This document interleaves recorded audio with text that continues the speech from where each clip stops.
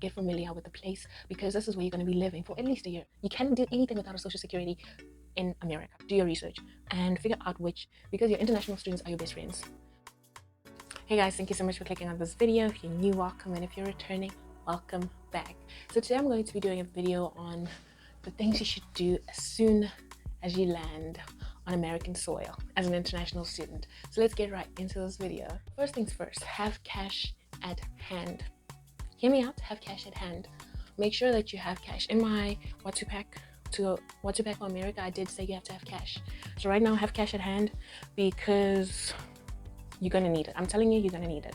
You might not need it, but if you do need it, you're not gonna have what ifs, okay? And then another thing is you must check on your accommodation. As soon as you land, you have your luggage, check on your accommodation and rest, sleep. Try to get over jet lag, guys. That's like the first thing you can do. Try to get over jet lag, but also and one tip I would give you is try stay up until the time to go to bed in America. Because I know like your whole sleeping schedule is going to be like all mixed up. So like your brain is going to be telling you it's 9 p.m. while it's only like 3 p.m. So try stay up until 9 p.m. American time. Yeah, you will get it.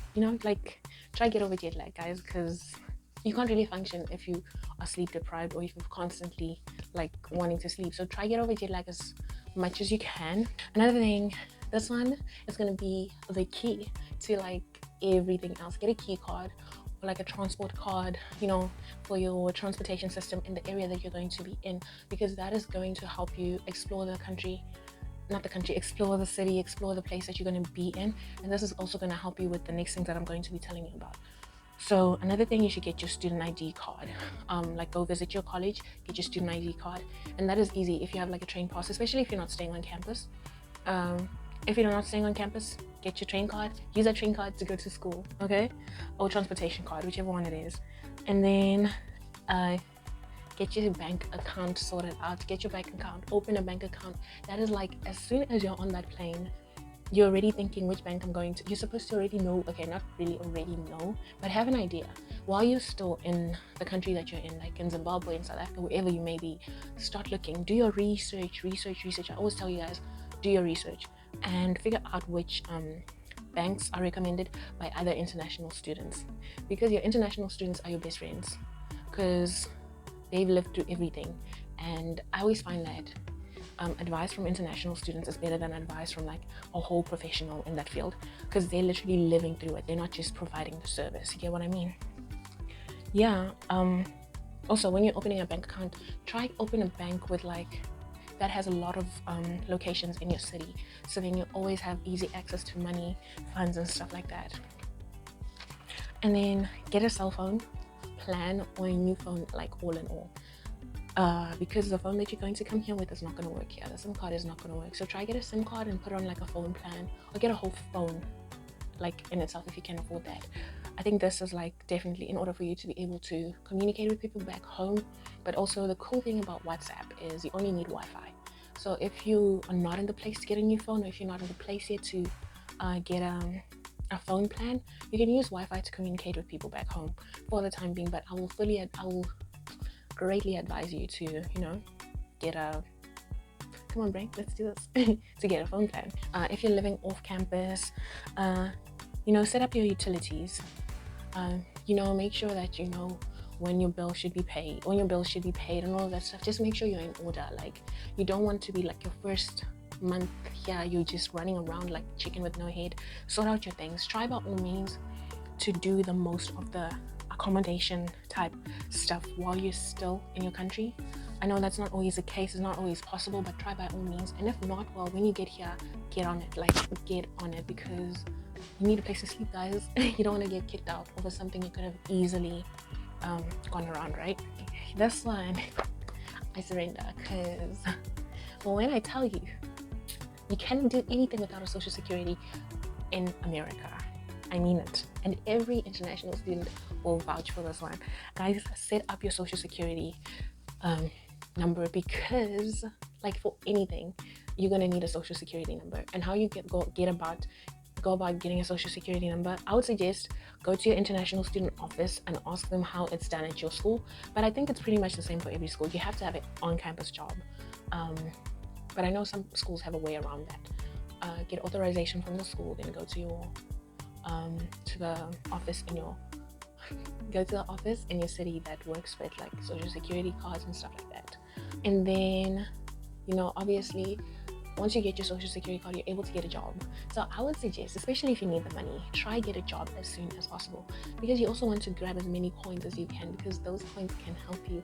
Every coin counts. Hear me out when I say every coin counts. Every coin counts. Okay, so you also want to get a state ID. So a state ID, in order to open a state ID, to get a state ID, you do need a social security number. So you see what I mean? And for a state ID, the beauty of a state ID is the fact that you're not going to have to show your passport every time wherever you are. You can use your state ID as your proof of identity, because as soon as you step onto American soil, the only thing that they recognize as actual proof of identity is your passport. Your country's ID is not looked at. So try get your state ID sorted out as soon as possible. And some of these things do have fees to them, so just look on the website of like the government websites in your city and see how much the prices are. Yeah, because some of these things do have a price to them, but I'm telling you, it's going to be worth it in the end. So yeah, if you're able to, if you want to, if you have a car, if you're going to be driving a lot, apply for a driver's license. That's going to really help you a lot, and that can also be used as a form of identification.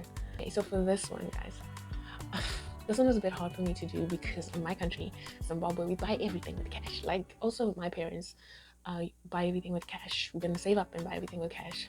Credit is not really a thing in my country, so it was hard for me to actually get a credit card. But I would suggest that as soon as you land, if you're able to, get a credit card, and use it wisely, of course. As soon as you purchase something, try pay it off like there and there. I know sometimes things do get a bit tough, but try to pay at least the minimum amount. However, I wouldn't suggest that should be your it should be a habit. Try pay off all your credit by the end of the month.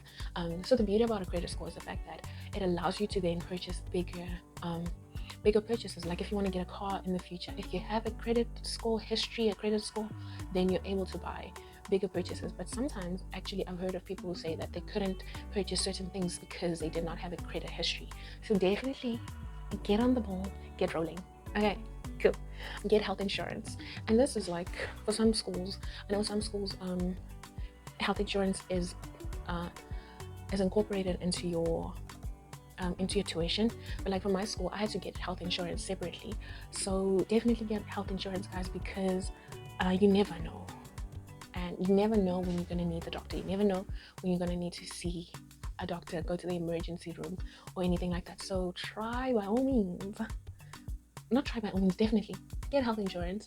And a health insurance that I would suggest, well, I haven't really used it because I haven't been in a place where I needed to use it, but there is this health insurance for international students, and it's pretty affordable depending on which plan you choose. I currently pay like $31 a month, which is an international student insurance. That's the cheapest one I found. I went through a phase where I was looking for health insurance, and those telemarketers were spamming my phone. Yeah, but also another thing is go to your international student office and ask them and see if they offer any form of health insurance. Also, this is the beauty of going to those orientations. I had an orientation, but it was like online. It wasn't really the full-on orientation experience. But yeah, go for your orientation. That's gonna really give you a lot of insight. Yeah, and then now you're slowly settling into America and everything.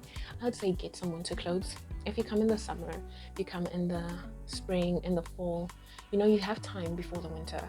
Get your winter clothes, guys. Get your winter clothes. Invest in a coat.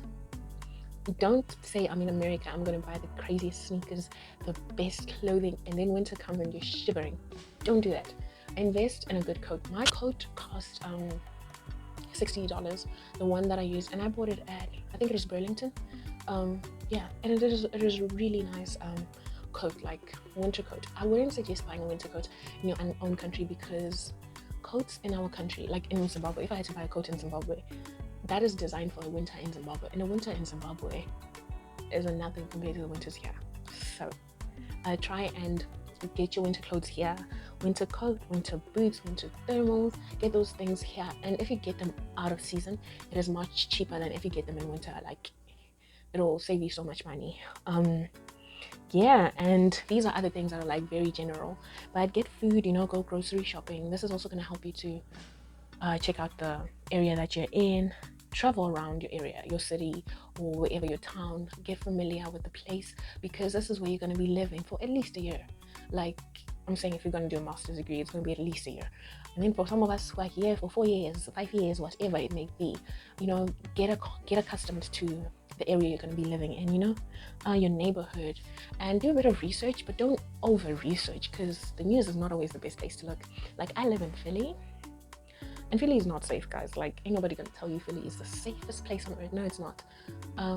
But honestly, in all the places that I've been, I'm always like, where's the crime? Because it's so quiet in the places that I am in. But there's always calm before the storm. God forbid in this area.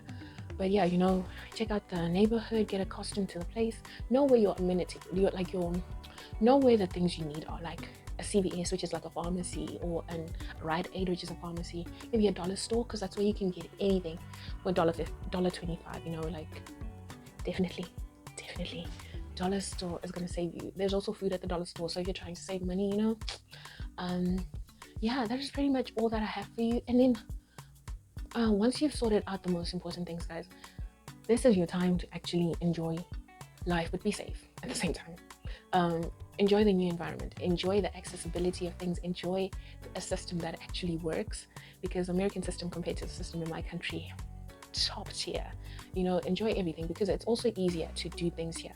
If an opportunity comes your way, grab it with both arms and run. That's what my dad always tells me, and my mom as well. Like, if an opportunity comes, grab it and go.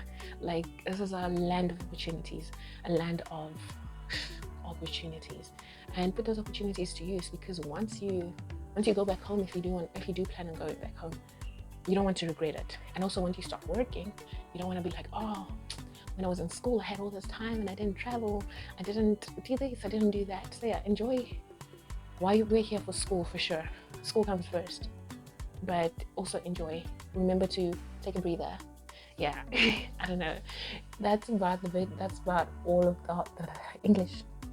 That's about the whole video. Thank you guys so much for watching this video. Don't forget to like, comment, share, and subscribe. Don't forget to tell your friend to tell their friend to come and watch this video. Thank you guys. See you in the next one. Bye.